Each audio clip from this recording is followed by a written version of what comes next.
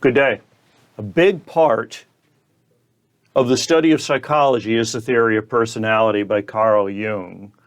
Carl Jung is a premier philosopher, psychologist that succeeded Freud in advancing the idea of personality as defining humanity. So what makes two people very different?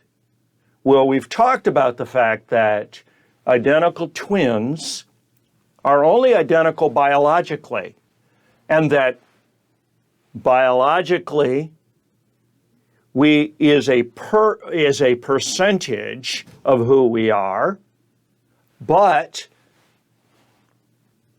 biopsychosocial is the entire personality.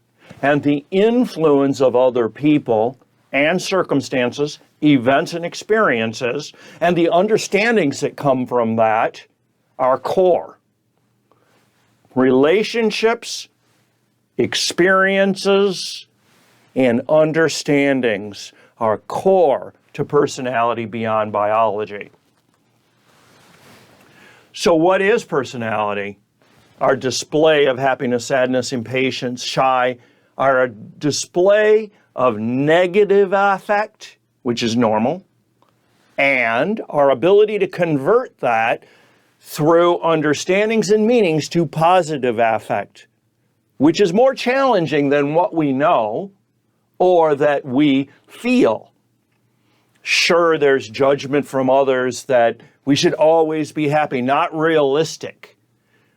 The default is negative emotion. The environment comes in as negative that we have to process effectively in order to turn it into an outcome of positivity.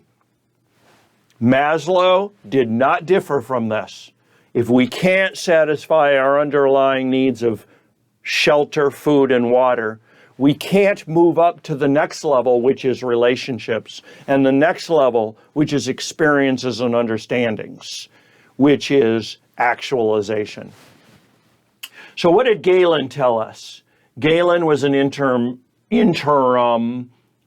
theorist who talked about strong emotions, strong emotions and weak emotions, temperaments that seem entrenched, and temperaments that take work through grit and persistence in order to modify effectively to the new set of circumstances, maybe post-childhood. We are not abandoning Freud, because Freud gave us the view that the unconscious id is who we are, always seeking to surface, but never actually surfacing except by the influence of others, which makes relationships omnipotent. The conscious is derived from the safety, security, and comfort that we get from our sociological framework and the relationships we have with other people, and the efficacy that we achieve from those experiences that lead to meaning, that is positivity. But what happens first? Why is it that we react negatively to the environment? It's a defense mechanism. It's a protection. It allows us to survive. So we proceed from childhood with fixed patterns that society, parents, and family gave us in order to survive the events that we experienced in childhood. And when we need to modify those events, the natural order of things causes us to deny the need to change, to displace or project, to rationalize why we are doing it the same way over and over and over, the same relationships over and over and over. Regress back to childhood, repress the desire to change. Those defensive mechanisms are a protection so that our childhood behaviors, which are set to allow us to survive, also survive until we process effectively the need for change. Carl Jung, student of Freud, was interested in exploring the collective unconscious because he was aware that the collective unconscious allowed for the purpose of the individual to surface beyond fixed thinking. Our childhood experiences leave us to fixed thinking. Our frontal lobe and our prefrontal cortex allow us to bypass the initial reaction from our amygdala and hippocampus, which is to just repeat. Repeat the reactions that came or that were learned from childhood as a protection. Question everything is growth mindset. Change those things that no longer serve us as a protection mechanism. And Jung defined the unconscious as sensation and intuition, the ability to feel versus the ability to focus on possibilities, to feel the need to change, and the intuition to look to where that change leads us to potential. Thinking versus feeling.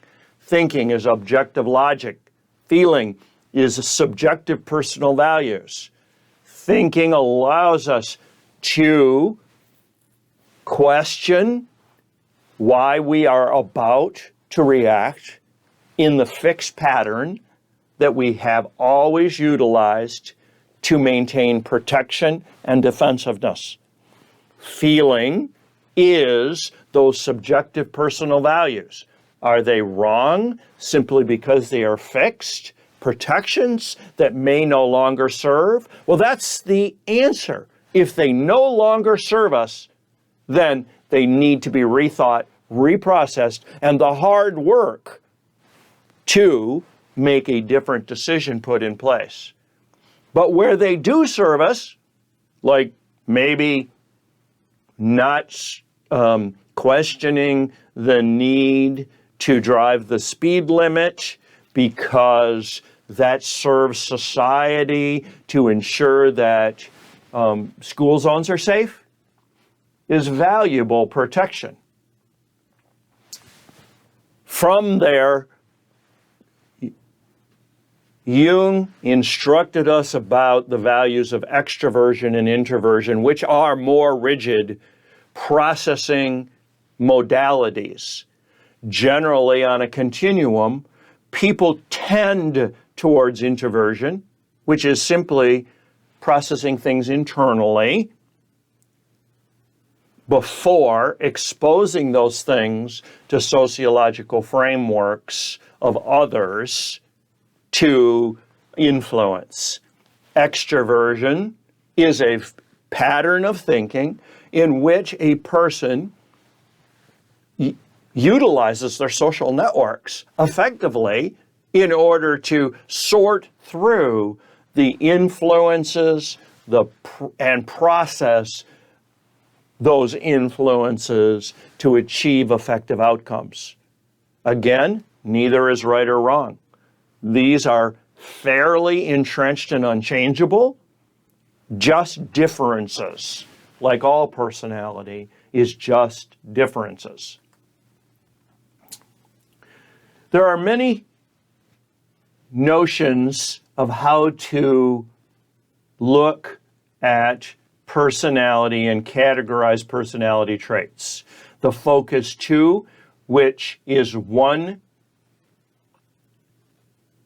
focus 2 that Colin College uses, which is one option, produces a score called MBTI, which is the Myers-Briggs Personality Inventory.